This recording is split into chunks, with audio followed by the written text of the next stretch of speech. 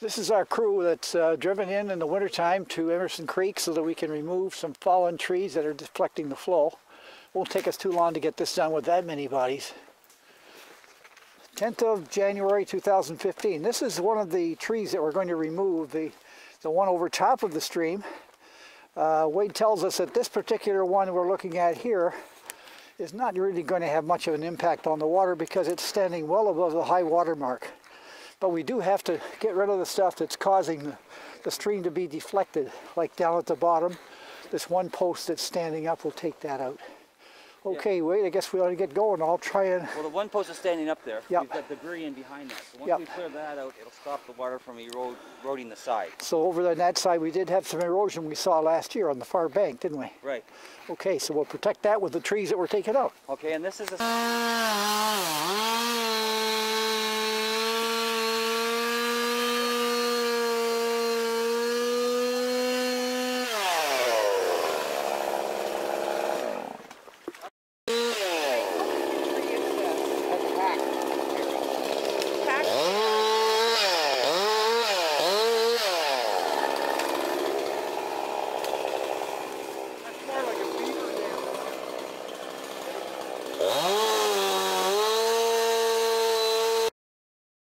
Well, we can see the flow coming down where Wade's in the creek.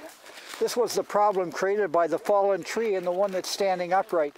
They've collected all kinds of debris, and that's what's creating the erosion. So our job is to get rid of this stuff, let this stream run clean and free. And isn't this an idyllic site? We have minus 14-degree temperature, and the stream is running clear. No frost in that water at all. It's absolutely clear all year round. Beautiful site. Bad. See, this one spike that's standing up here is being propped up. It's being propped up by the crotch of that tree. So we want to make sure we get rid of that. That's what's holding all this debris together. Once we get that done, we can leave that big tree where it is.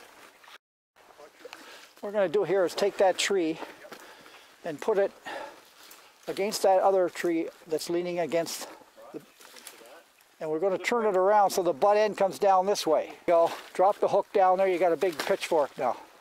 There you go. Now that'll stay and deflect the current for us. There you go. Now you got a natural built-in thing. Just push it down to the ground. Bring it down a little bit, step on it. Does that come down at all? Yeah, there you go. Now you got a natural born sweeper. That should work pretty well. So we built a sweeper. Anytime you get a chance to use a butt of a tree or a notch like that, that's nature's fish hook. It'll keep everything in place. The current will hold it there. So there's the clearing all done. Beautiful job, guys. That's done it. Look at the water flow through there now, huh? Yeah, look at it go, eh? Really improved it. Big time. Absolutely. Yeah. Now that one stake that's sticking up might cause us a problem later. We can keep an eye on it, but I think we're okay. That's your call, eh? Yeah, we don't want to fall in that because it can be deep. Honestly, there's 8 foot. I put sticks in here. Yeah. 8 to 10 feet of before you get into any slope. I'm not surprised.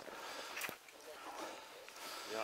Well, that one looked like it had like an anthill. You said it was building up around the sides of it. Oh, that was that. Well, the other one, okay, because that's the one that has the algae in it. This one looks like it's fairly clear. It does. It looks as though the one has a lot of phosphorus, and this one might be okay. Yeah. Do a little clear. I think before we leave this area, we should probably clear that debris out of there. There's a nice overhanging tree that's not causing us too much trouble because the water goes between it and the far bank. Yeah.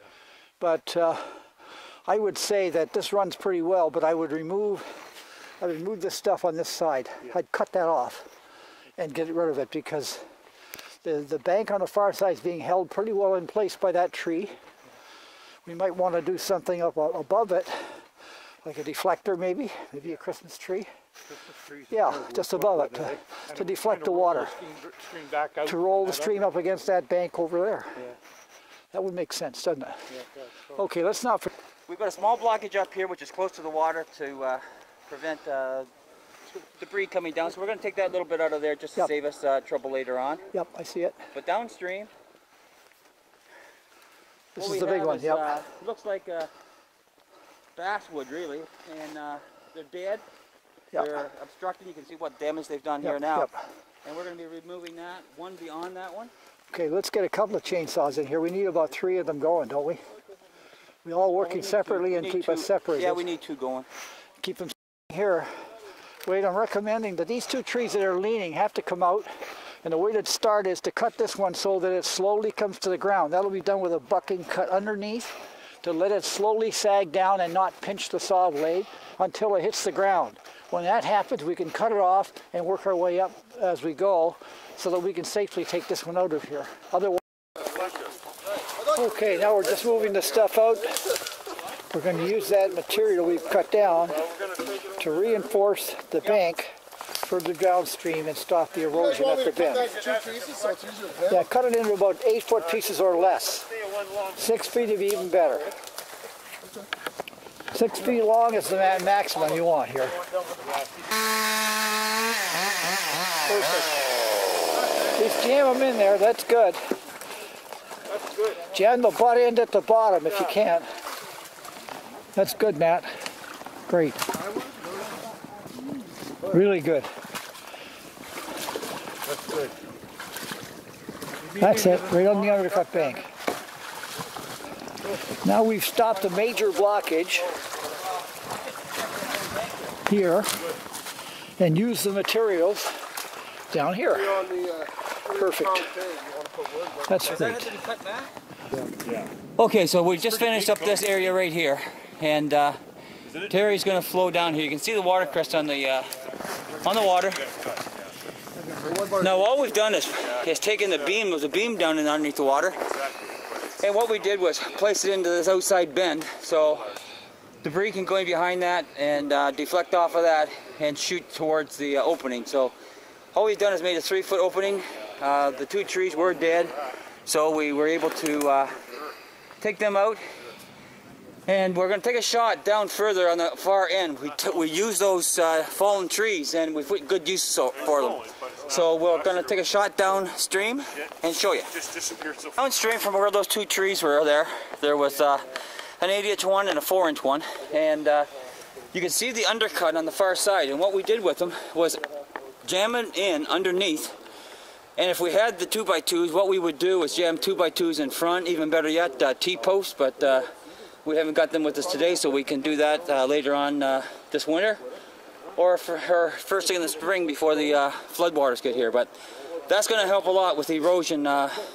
When the brook trout come up and lay their eggs, the sediment prevents the eggs from hatching. So what we're trying to do is put this less sediment back into the water as we can.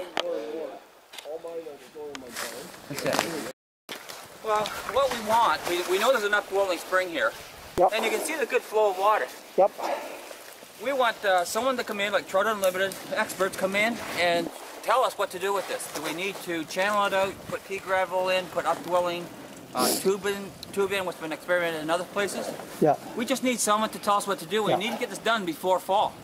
Yeah, we need to get this done before spawning season. And what this reminds me of, as I mentioned to you earlier, is this spring reminds me of one that's been done on Marden Creek near Guelph. And Larry Halleck piped that one down, and then he put a smaller pipe when he got to the water, and he put that pipe, it's perforated pipe, and he actually had a big basin, and he just coiled the perforated pipe in the ground and covered it with filter cloth and put pea gravel over top of it, and he's got a beautiful spawning site. That's exactly what you'd have here, provided this is not anoxic. That's why we got to check the oxygen level of this water. We're not going to start piping the water down from there into the stream to find out it has no oxygen, right? Right. It's getting some oxygen right here where it falls into the water. That's one good thing, but that's not going to be enough to satisfy the fish. They need a high level of oxygen in that water. Take a shot of the warm water here, the unfrozen water on top. Yep. Okay, now as you pan upstream, it's frozen on top. Yep. So all we're wanting to do is to work from this spot downstream, because there's more water coming out of these springs here than yes, this is causing this stream to be thawed all winter. Do you see any more where the stream is actually covered with ice like that anywhere else? not downstream, but upstream. There's so much cattails and that, which is filtering water, which is good. Yeah. But we don't really have to go any further than this. If we can work on this section of the stream This would to be, the mouth. this would be the primary area, I would say, because the substrate on the bottom's got a lot of gravel in it. You're getting lots of spring source, but again, this one's got to be proven to be effective. That's great, Terry. That's good. That's good. And we see that log that's there, that's in snow on it, we leave that, that's a perfect deflector. Yep. Yeah, it's made this side cut deeper than this side. You know, this isn't, you can see the stream used to run here. Wider, Yep. but now it's just kind of... Well, it's not bad. It's rehandering enough that we're okay. How you doing, guys? Oh boy. If you can get that turned around again to the butt end at the top, if you're going to leave it in there, that wouldn't be bad. Yeah, that's going to be fine just the way it is, I think.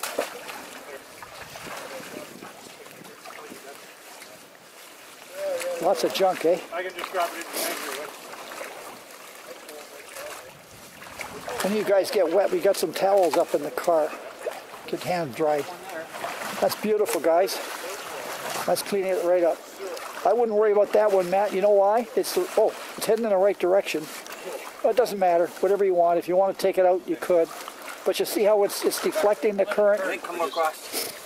I think we got to get it out of that bank first. Well, if you want to, then put it up by the tree. Can you get it?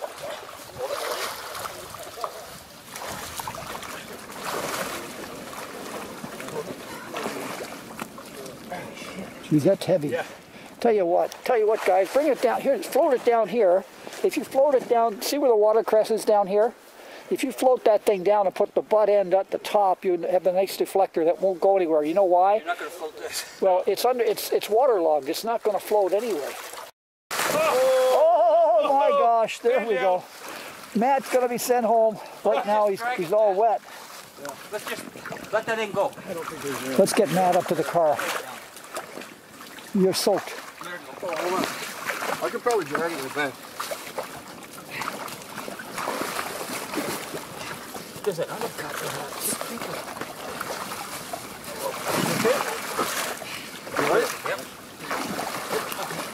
Oh, is it in? You smell it? Yeah. But so it's rotten and waterlogged, so it's not going to float away. Heavy as concrete. Hang on. That's perfect. That'll do the job. See how that's going to fit there?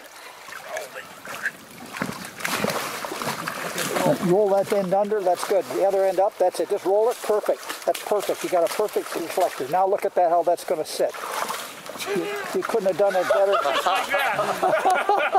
Earn that one. You couldn't have designed it any better way. But you're. Now we got to get Matt. You got waders on or what? I hope so. Oh, Matt Burley. Have you got waders on? I'm dry. Are you? I thought you got wet right over top of them. Okay, that'll send a little sediment, but that's really good. That was hilarious. Perfect. Now we're above where we took out that big blockage. And what do we see? Watercress in the stream. And it moves along here, and we've got some growing on this side as well. And here is the entrance to another spring. Mike's pointing out where this is a very little gradient for fish to climb up. Probably could be opened up just to let them come up directly. But it does, and what that has done is it's helped create a blockage in front. And so we got to clear this blockage out by getting rid of the main cause. And our guys are in the river, raring to go.